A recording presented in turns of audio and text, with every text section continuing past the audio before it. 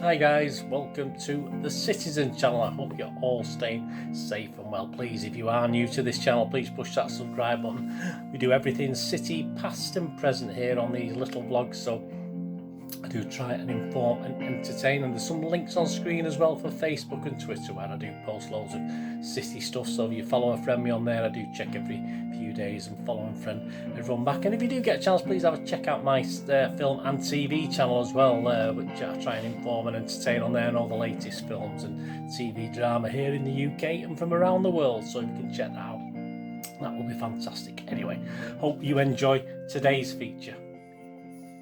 Welcome to our preview shows. I look forward to a Champions League, the first of 21-22. We're going to win it this year. There's a lot of confidence. I wish I felt a little bit confident, but we'll see. Versus RB Leipzig, 15th September, 8 p.m. kickoff, of course, at the Etihad. The Etihad, match day 1 of the Champions League. So welcome to this little preview. Pep versus Jesse, of course. Jesse Marsh, American, very good. He came from their sister club, didn't he? RB Salzburg, that's it, RB Salzburg. But there's no clash when they play European games together. They've decided, so there you go. They have different rules, don't they, for other teams and stuff like that. But it'll be interesting to see what happens, won't it, if and when they do start meeting on a regular basis in the future. But anyway, we're not talking about that, are we? We're talking about ourselves against Leipzig. We'll have a look at them. We'll have a look at RB Leipzig as best we can.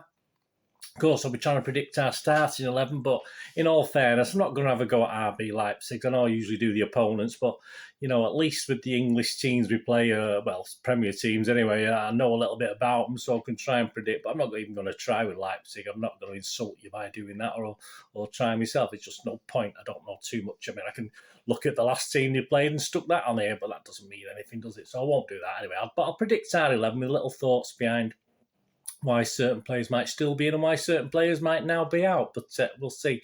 It's being shown on BT Sport, and I assume a full match replay will be on the City site from midnight. I'm obviously having a bit of trouble getting some information off there at the moment, but a bit more on that later. Who's in charge? Well, we're going Dutch for this one. We got the old Dutch guys.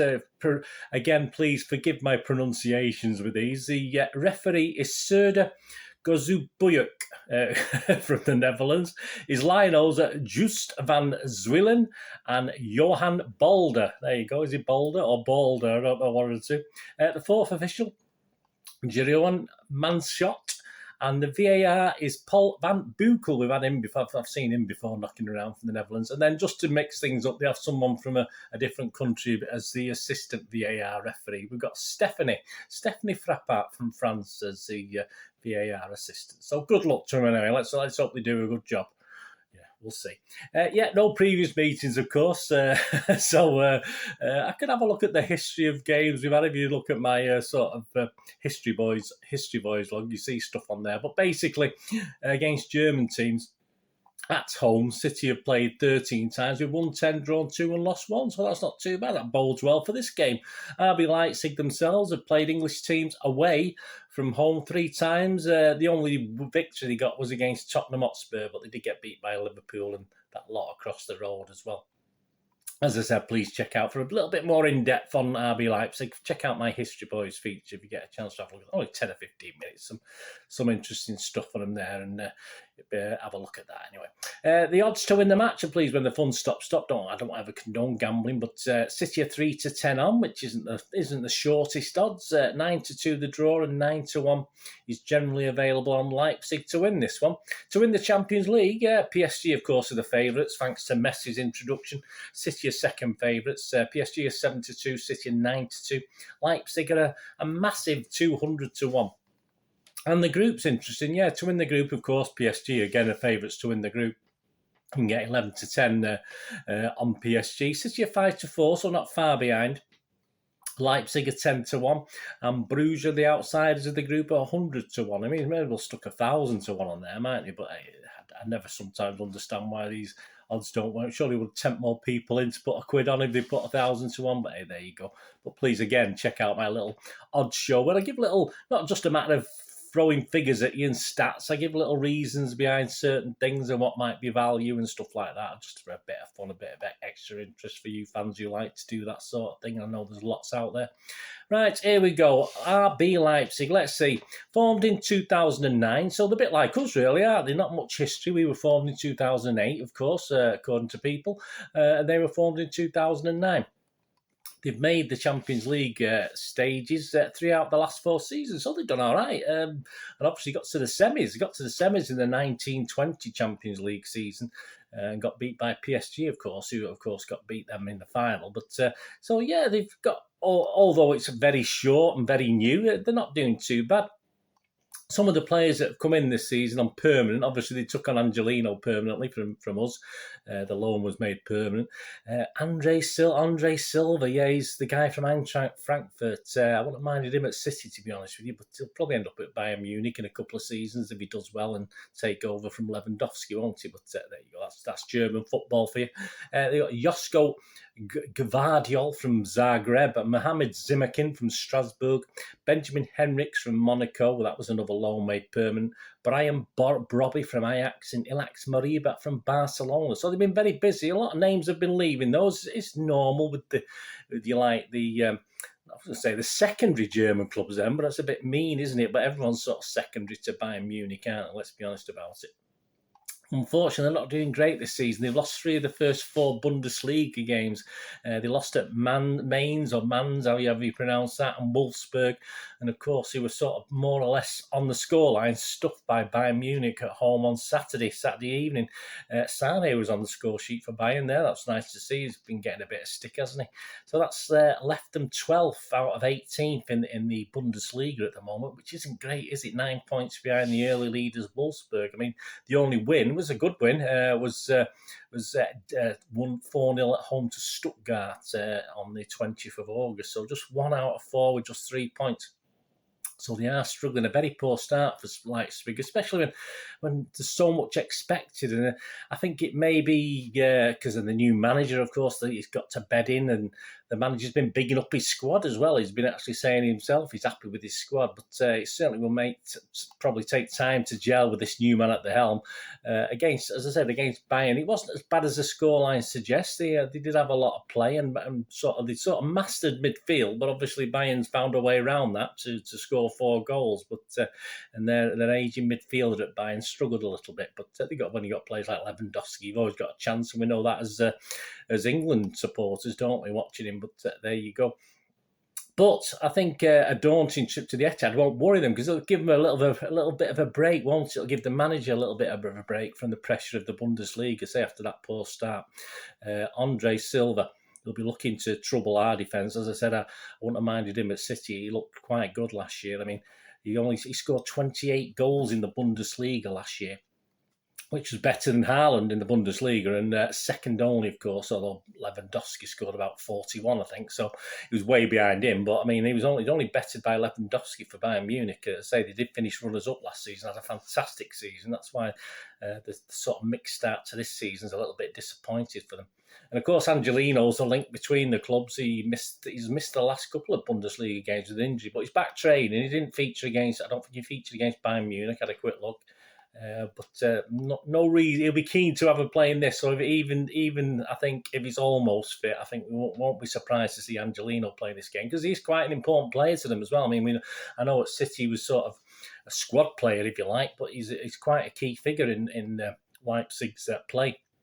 So, as I said, I'm not going to go for the team, but I don't think we can underestimate. I'm picking 11, but I don't think we can underestimate him, despite that disappointing start. I think they won a cup match as well, so it's not just the one league game.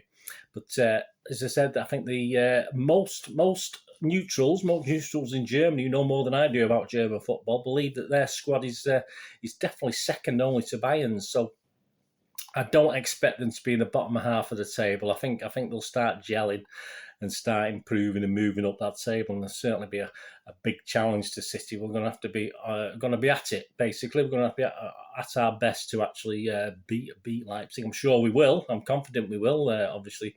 in the game. Watch my odd show with my little bet, my little thoughts on what scores, etc. But it will be a tough one. It will be an interesting one as well, I think, from a neutral point of view, because they do like to play football like Leipzig, and of course we like to play football. So it should be an interesting, exciting game for the fans, and let's hope it's more exciting for us. But there you go. I'll be there. If you're around the ground, spot me, give us a shout.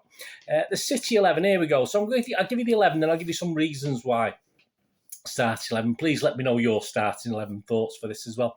I've got Ederson, Walker, Laporte, Diaz, Cancelo. No real surprise there. No changes. Rodri, again, Gundogan, Bernardo, Jesus, Mahrez, and Grealish. Now, here we go. Just little thoughts. I think KDB and Foden might get minutes. I think they're both being made sure they're going to come back strong. I can't see us risking them just at this stage in the season. So we've got a busy month ahead, but hopefully they can be fully fit in the next week or two. That'll be fine. But I don't think they're going to take. I don't think Pep or the coaching staff are going to take any chances so far.